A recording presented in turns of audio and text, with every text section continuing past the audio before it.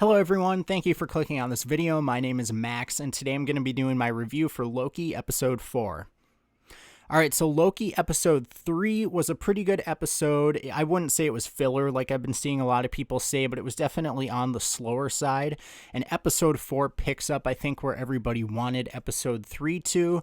And the thing that I really found interesting is it seems like the bombed timeline didn't really affect anything in the show, and to me I thought that was the multiverse opening up. But when we see the timeline later on in this episode, the only variance or a spark in the timeline that we see is when Loki and Sylvie are about to be killed in the destruction of the planet they're on.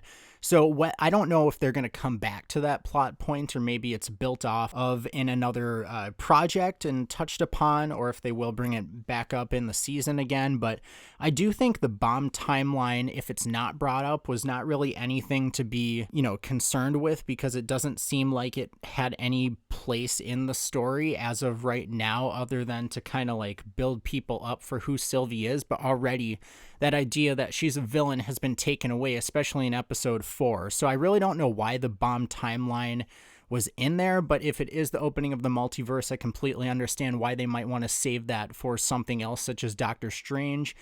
But it is interesting that they brought it up in Episode 2, and we're on Episode 4, and it hasn't really been touched on a whole lot since then. Now, I do think this episode was without a doubt the strongest episode of the series so far. Episode 1 was my favorite, I think, as of, watching Episode 3, but when Episode 4 came along, it really kind of picked up on the story again, and we learned so much from this episode. Number one, the number one thing that stood out to me was the timekeepers. They are either not in the TVA or they don't exist at all. A lot of people have theorized that this is Kang the Conqueror, and I do think, he will come into play, or at least be name dropped in some capacity, but we do know he will be in Ant-Man 3, so I think this could set up his character. But I don't think he will be kind of like the villain of the season. I think, I don't think this series is really going to have a main villain. I think it will kind of be the opening of the MCU moving forward. But I don't think it's going to be something where there's this big antagonist at the end and they are taken down. I think it's going to be everything kind of plunging into chaos, and then we see the aftermath of that in future projects, in future shows, movies, whatever it may be. Now, we actually learn a lot about the TVA in this episode, but it's done in a way that's still kind of action-packed and very intriguing. I think Episode 3 was a lot of sitting around and talking, but this is a lot of talking with action, and we learn that yes, all of the people who work at the TVA are variants. When people are pruned, they are not actually killed. I think it was, everybody thought people were killed there. And I think I was kind of questioning it when Mobius was pruned, but when Loki was pruned, that's when I really knew, unless they were going to make Sylvie the future MCU Loki, I didn't think the whole pruning thing was just kind of like you're pruned and then you're done.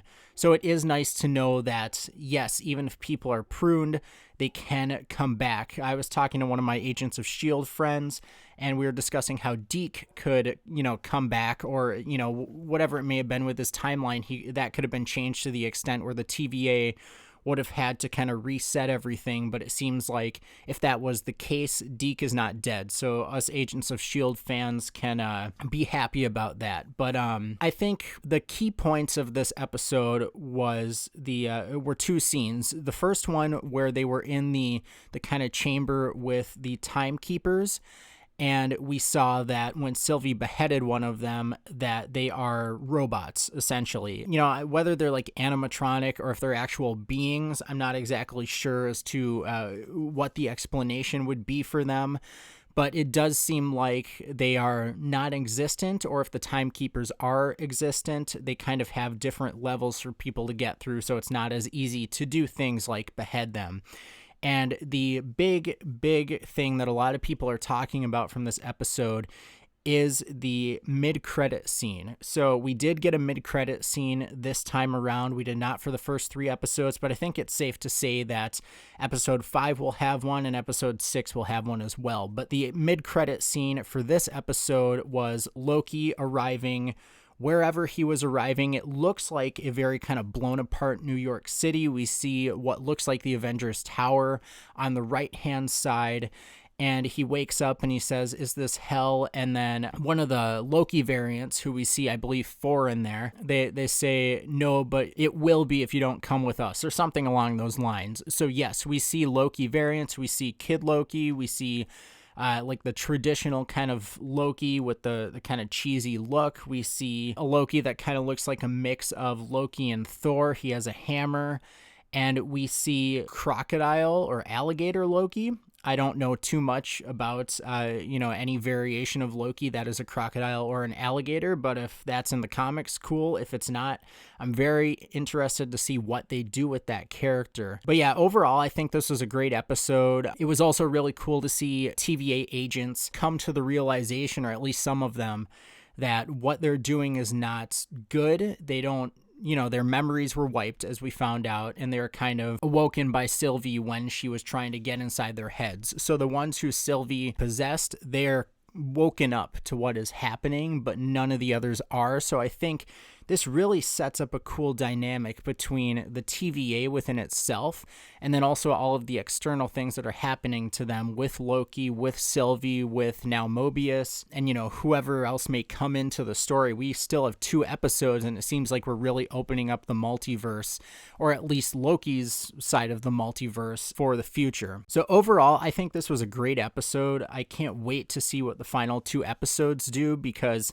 they're already giving us so many reveals now. I do think it's inevitable that Kang the Conqueror is behind all of this, but whether, he's explored at all in this series is yet to be seen. And I also think the multiverse will officially be kind of ripped open, or at least it'll be alluded to that it's being ripped open either, by Loki, or whether it's something Wanda does, or Spider-Man No Way Home, who knows, but I think it is going to happen very soon in one of the future MCU projects, if not Loki, and I'm very excited about that. So that's about all I have for now. Thank you so much for checking out this video. If you like it, please like, comment, subscribe, and I will see you in the next one.